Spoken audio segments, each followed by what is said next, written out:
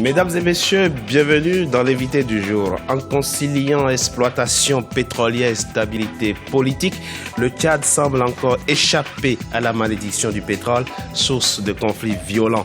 Mais les risques sont-ils complètement aplanis? Quels sont aujourd'hui les enjeux liés au pétrole au Tchad? Pour en parler, nous recevons M. Hassan Adoum Bakit Agar. Il est le représentant de l'État tchadien à la commission de la CEMAC, la Communauté économique et monétaire des États de l'Afrique centrale. Il est l'auteur du livre « Le Tchad et son pétrole, défis politiques et enjeux géostratégiques ». Il est notre invité du jour. Monsieur Agar, bienvenue et merci d'avoir accepté notre invitation. Merci. Bonjour. Alors, dans votre livre « Le Tchad et son pétrole, défis politiques et enjeux géostratégiques », vous abordez plusieurs problématiques liées au pétrole. Politique d'abord, économique et environnementale.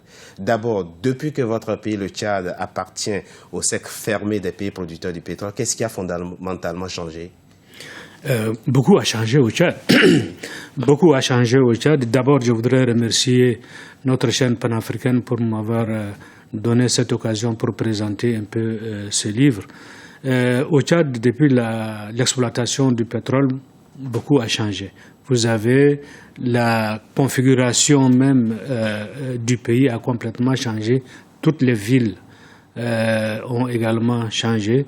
Vous avez un aspect qui est plus important est que aujourd'hui au Tchad, la ville de N'Djamena, je prends l'exemple. Quand vous partez en N'Djamena aujourd'hui et vous étiez il y a à peu près 20 ans ou 15 ans, vous avez quand même une différence qui frappe à l'œil. Ça, c'est ce qui est des infrastructures. Nous savons la Banque mondiale qui a été à l'origine donc du projet d'exploitation du pétrole dans votre pays avait demandé que 80% des recettes pétrolières soient affectées à la réduction de la pauvreté. Est-ce que c'est un engagement que respecte aujourd'hui le Tchad? Tout à fait. La réduction de la pauvreté ne se fait pas en un clin d'œil, comme vous le savez. Mais les investissements importants qui ont été consentis dans tous les secteurs sociaux nous amène à croire que la réduction de la pauvreté va petit à petit son petit chemin. Vous avez constaté par exemple la construction des infrastructures scolaires, la construction des infrastructures sanitaires, la construction des routes et également l'augmentation substantielle des salaires des agents de l'État. Mais il y a aussi des arriérés.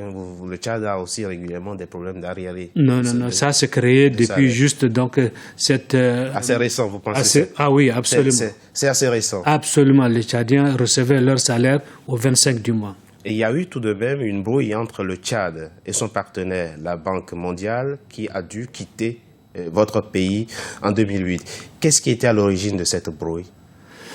Cette brouille est à l'origine de la loi numéro 1 qui consistait donc à avoir une petite réserve pour les générations futures. 10% précisément. 10% et investir dans une banque offshore. Exactement, au Royaume-Uni. En attendant donc que si le pétrole venait par exemple s'amenuiser pour son exploitation, on reprenait ces ressources-là pour le financement des secteurs sociaux. Mais ce qui a été fait peut-être à l'époque et la gestion courante de l'économie ou du social faisant état que nous ne comprenons pas aujourd'hui que mettre 10% dans une banque à l'extérieur qui fait travailler une économie externe alors que notre économie en a besoin, les secteurs sociaux en ont besoin. C'est pourquoi le gouvernement a dû changer cette loi pour dire que celle-ci ne respectait pas un peu la configuration politique que nous avons pris des engagements pour ça et que de ce fait, donc, la Banque mondiale avait dit que c'est un engagement qui n'a pas été respecté et elle est partie. Vous êtes en train de nous expliquer que les 10% sont plutôt dans une banque nationale? Non. Non, c'est pas le cas. Offshore, j'ai dit. Oui, mais puisque vous avez renoncé à cet engagement, que deviennent les 10% qui sont censés être réservés aux générations futures?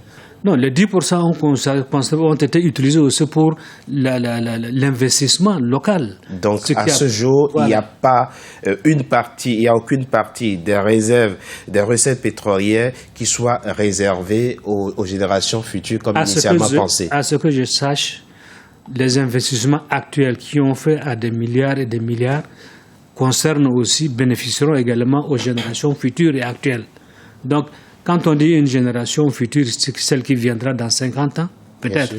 Mais rien ne nous empêche aujourd'hui de croire que les enfants qui sont nés il y a 56 ans ne vivront pas 50 ans. Bien sûr. Donc, c'est des investissements pour les générations futures. Nous avons vu au Nigeria, la région du delta du Niger qui produit, qui fournit le plus gros de la production pétrolière est aussi la région la plus pauvre quasiment. Que fait aujourd'hui le Tchad au profit du Logone oriental où se trouve justement le puits pétrolier de Doba, qui est une région agricole?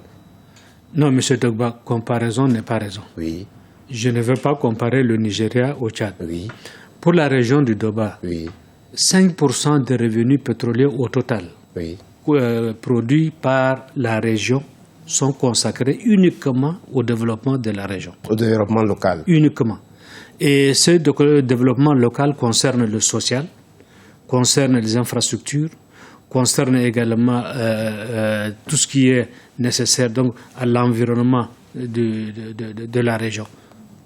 Alors, le Tchad et son pétrole, défis politiques et enjeux géostratégiques, c'est votre livre. À quel besoin répond ce livre chez vous? Pourquoi ce livre? J'estime que moi, j'étais le coordonnateur, celui qui a suivi ce projet de but en bout jusqu'à donc, la signature de contrat. J'ai eu à assister à toutes les réunions qui ont eu à connaître un peu, à donner à notre pays ce tort.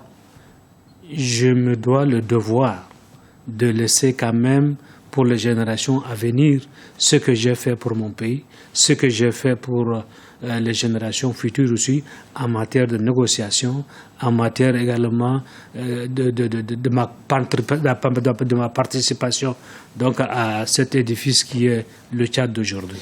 Merci, Monsieur Aga, d'avoir accepté notre invitation. Je rappelle que vous êtes le commissaire tchadien au sein de la commission de la CEMAC, la Communauté économique et monétaire des États de l'Afrique centrale, que, en tant que secrétaire général adjoint de la présidence, vous avez piloté justement le dossier pétrole, ce qui vous a permis d'écrire ce livre que vous laissez à la postérité. Merci à vous, merci d'avoir été notre invité du jour. Merci, c'est moi qui vous remercie.